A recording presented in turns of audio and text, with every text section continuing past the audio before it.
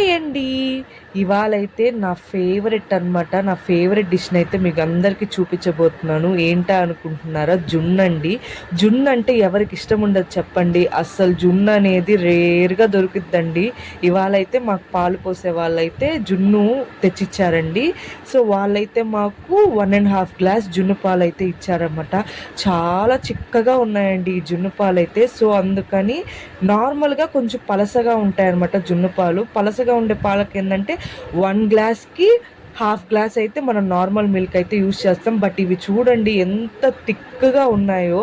So, ఇలా థిక్‌గా ఉండే మిల్క్‌కైతే మా మమ్మీ 1 గ్లాస్‌కి 1 ½ గ్లాస్ నార్మల్ మిల్క్ అయితే తీసుకుందనమాట. సో, ఇక్కడ మాకిదొచ్చేసి 1 ½ గ్లాస్ జున్ను పాలైతే వచ్చాయండి. ఇంకా దీనికి 3 గ్లాసెస్ ఆఫ్ మిల్క్ అనమాట. మమ్మీ కొలత వేసుకొని ఇంకా 3 గ్లాసెస్ ఆఫ్ నార్మల్ మిల్క్ అయితే యాడ్ చేసింది.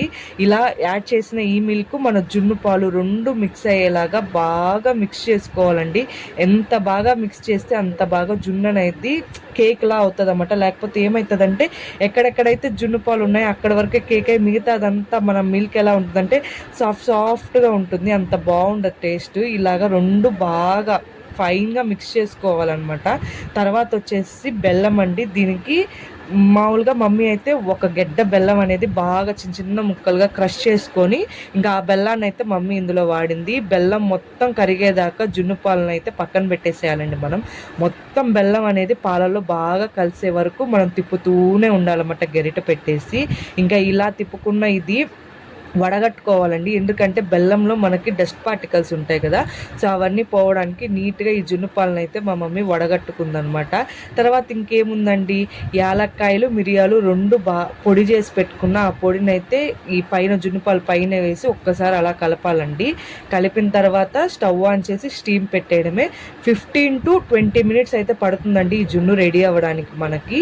ఆ తర్వాత ఒక హాఫ్ అన్ అవర్ ఫ్రిడ్జ్‌లో పెట్టేయాలన్నమాట. పెట్టకపోతే ఏమైతదంటే ముక్కలు ముక్కలుగా విరిగిపోతదనమాట మనము ఫ్లిప్ చేసినప్పుడు. సో, అందుకని ఒక హాఫ్ అన్ అవర్ ఫ్రిడ్జ్‌లో పెట్టాక ఏమైతదంటే కూల్‌గా ఉంటదండి. జున్ను కూడా తినడానికి మనకి చాలా బావుంటదనమాట. ఒక కేక్ తిన్న ఫీలింగ్ అయితే ఉంటది.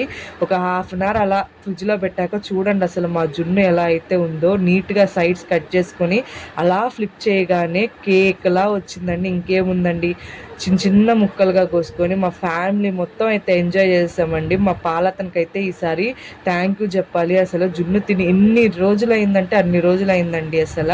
కానీ ఇప్పుడు ఏముందంటే జున్ను పౌడర్ అయితే వచ్చేసింది కాబట్టి మ్యాక్సిమం ఆ ఫీలింగ్ ఎవరికీ ఉండట్లేదు.